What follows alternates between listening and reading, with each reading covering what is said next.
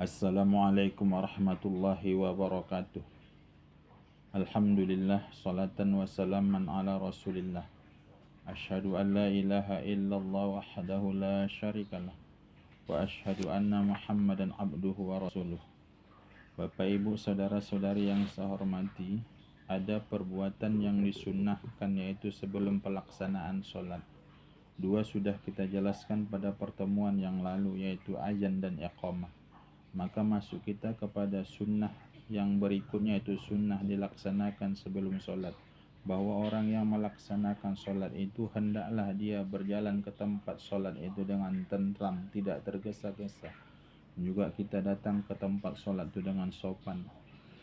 Bapak ibu saudara-saudari yang saya hormati, itu poin yang ketiga yang disunnahkan, yaitu sebelum melaksanakan sholat. Poin yang keempat adalah disunnahkan, yaitu melaksanakan sebelum sholat itu adalah setelah dikumandangkan azan.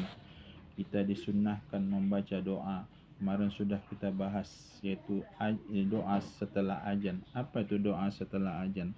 Yaitu Allahumma rabba hadhihi da'wati tammah ila akhir. Kemudian yang disunnahkan yaitu membaca doa setelah azan. Kemudian setelah itu ada lagi perbuatan yang disunnahkan itu sebelum pelaksanaan sholat, yaitu menyegerakan, yaitu sesuatu yang kita perlukan untuk melaksanakan sholat. Apa itu? Umpamanya kita belum bersuci, maka kita pergilah berwudu. Agar apa? Agar kita dapat melaksanakan sholat itu sesegera mungkin, yaitu sholat pada awal waktunya. Bapak ibu saudara-saudari yang saya hormati, yang berikutnya adalah disunnahkan, yaitu perbuatan yaitu dilaksanakan sebelum sholat, itu adalah sholat sunat qabliyah. Sholat sunat qabliyah ini semua sholat yang kita lakukan, yang fardu, yang wajib kita lakukan 5 kali sehari semalam itu, termasuk juga sholat Jumat, yaitu disunnahkan kita melaksanakan sholat sunat qabliyah, seperti qabliyah subuh, qabliyah zuhur, qabliyah asar, qabliyah Jumat, qabliyah maghrib, dan qabliyah isya.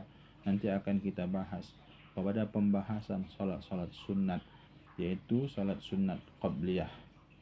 Bapak ibu saudara-saudari yang saya hormati, kemudian apalagi yang disunnahkan setelah azan itu? Apa sunnahkan setelah azan? Tadi udah baca doa kita, Allahumma rabbah hajat da'wati tamma ila akhir. Kemudian ada lagi yang disunnahkan setelah azan itu, yaitu perbuatan, yaitu membaca doa yang datangnya dari Nabi. Ada doa-doa yang diajarkan Nabi, yaitu doa sebelum sholat subuh, doa sebelum sholat asar. Ada doa yang diajarkan Nabi. Contoh doa itu seperti ini, Allahumma inni as'aluka rahmatan min indik ila akhir. Bapak ibu saudara-saudari yang saya hormati, dan juga kita membaca doa kalau ada kita mau melaksanakan sholat, yaitu udah kita tadi baca doa, udah sholat sunat qabliyah, kita mau menuju ke tempat sholat itu, maka juga disunnahkan kita membaca doa, Allahumma inni as'aluka bihaqqis sa'ilina alaika ila akhir. Maka kita disunnahkan kita membacakan doa itu. Kemudian yaitu setelah kita melaksanakan yaitu bacaan doa itu, maka dikumandangkanlah iqamah. Maka pas setelah kita dikumandangkan oleh muadzin yaitu qamah pada kalimat qad qamatis shalah, bagi orang yang tadi dia duduk, bersegeralah dia untuk berdiri.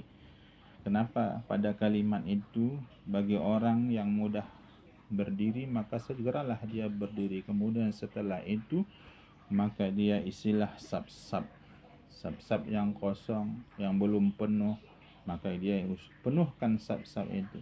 Sudah dia penuhkan sab-sab itu, kemudian dia setelah itu yang paling utama, saya ulang kembali, dia penuhkan sab-sab itu yang paling utama. Sab yang paling utama itu didahulukan, memenuhkan sab yang pertama. Kemudian setelah itu barulah masuk kita ke sab kedua. Udah penuh sab yang kedua, baru masuk kita kepada sab yang ketiga.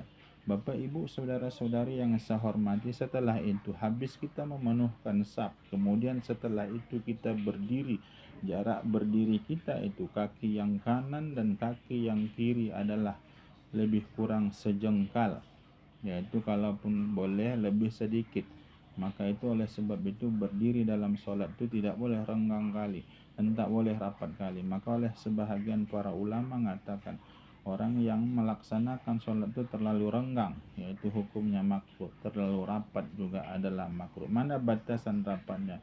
Paling boleh kata para ulama itu adalah setumbuk, yaitu jarak kaki kanan dan jarak kaki kiri. Bapak, Ibu, saudara-saudari yang saya hormati, oleh sebab itu setelah kita berdiri seperti itu, semua ujung jari kita mengarah ke kiblat.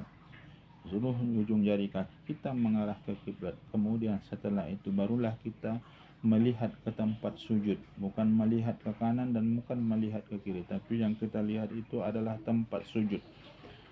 Kemudian setelah itu kita melihat tempat sujud, baru kita membaca doa lagi, yaitu sebelum mengangkat takbir, Allahumma inni abdul ma tu'ti ibadika sholihin. Kemudian setelah kita membaca doa, yaitu Allahumma inni abdul ma tu'ti ibadika sholihin. Kemudian setelah itu kita membaca yaitu surat, yaitu An-Nas, Bismillahirrahmanirrahim, Qul a'udzu birabbin nas, sampai akhir. Kemudian setelah itu barulah kita membaca a'udzubillahi minasyaitonirrajim. Setelah kita membaca a'udzubillahi minasyaitonirrajim, kemudian setelah itu kita ambil, kalau Nabi bersiwak kita itu menggosok gigi, yaitu sebelum kita mengangkat takbir. Setelah kita mengangkat takbir, maka kita tenangkan hati kita, nggak boleh kita mikir kemanapun. Agar apa? Agar sewaktu kita mengangkat takbir itu khusyuk kita dan niat yang kita hadirkan itu bisa hadir di dalam hati. Maka setelah itu barulah kita melafazkan niat, yaitu usolli fardul maghribi salasa raka'atin ada alillahi ta'ala, kalau kita melaksanakan sholat itu sendiri. Kemudian setelah itu, kalau nyatanya kita laksanakan sholat itu adalah berjamaah, kalau kita menjadi imam, usolli fardul maghribi salasa raka'atin imam lillahi ta'ala.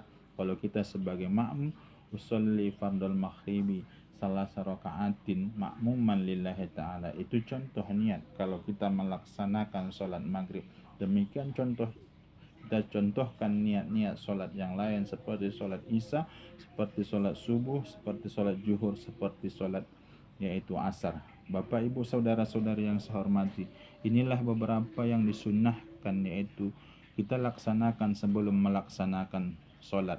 Makasih atas segala perhatian, mohon maaf atas segala kurangan. Assalamualaikum warahmatullahi wabarakatuh.